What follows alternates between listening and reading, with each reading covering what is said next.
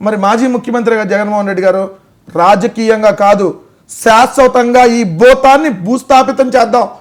ఎవడు భూతం అండి? రాజశేఖర రెడ్డి గారు మాజీ ముఖ్యమంత్రి, జగన్మోహన్ రెడ్డి గారు కూడా మాజీ ముఖ్యమంత్రి.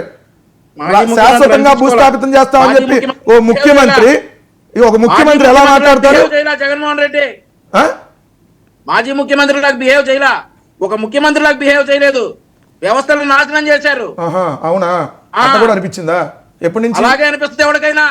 ఎప్పటి నుంచి? అందుకని లేపేస్తారా? శాశ్వతంగా భూములు పాతేస్తారా? శాశ్వతంగా భూములు పాతేస్తారా? ఏం మాట్లాడుతున్నావు? కనీసం జ్ఞానం ఉండి మాట్లాడుతున్నావా? దిమాగ్ ఉండి మాట్లాడుతున్నావా?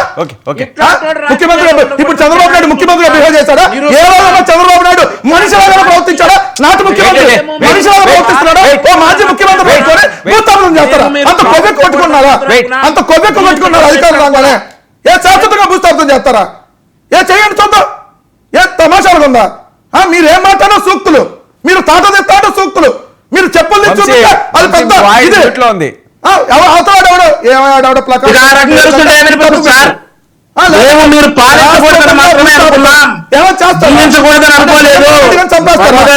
చంపేస్తారా?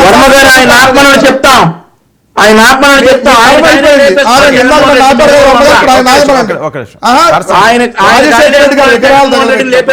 ఇదే వైఎస్ఆర్ కాంగ్రెస్ పార్టీ నాయకుల్ని నడి రోడ్డు మీద కత్తులు తీసుకొని నరికి చంపినప్పుడు అమ్మ అప్పుడేం లేదు, అప్పుడు చెప్పలేదా మీకు తప్పయ్యా ఇలా చేయకూడదు అని చెప్పి?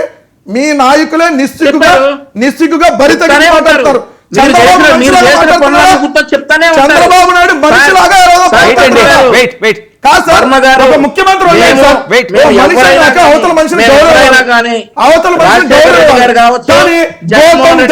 ఎవరు మీకు భూకం దెయ్యం? మీరు పాలించకూడదని మాత్రమే అనుకున్నాం కానీ జీవించకూడదని మేము ఎప్పుడు అనుకున్నారు కాబట్టి అధికారం మదనెక్కి ప్రవర్తిస్తున్నారు. అది దిగిద్ది ఖచ్చితంగా. ఎవరు భూతం ఇవ్వలేదు మీకు? ఆయనే అన్నాడు. ఎవరు భూతం? పిల్లనిచ్చిన మన కస కాదు, స్కూల్ మీకు అందరు పోతాడు. సిబిఐ మీ చేతిలో ఉంది, కాల్చండి. సిబిఐ మీ చేతిలో ఉంది, కాల్చండి.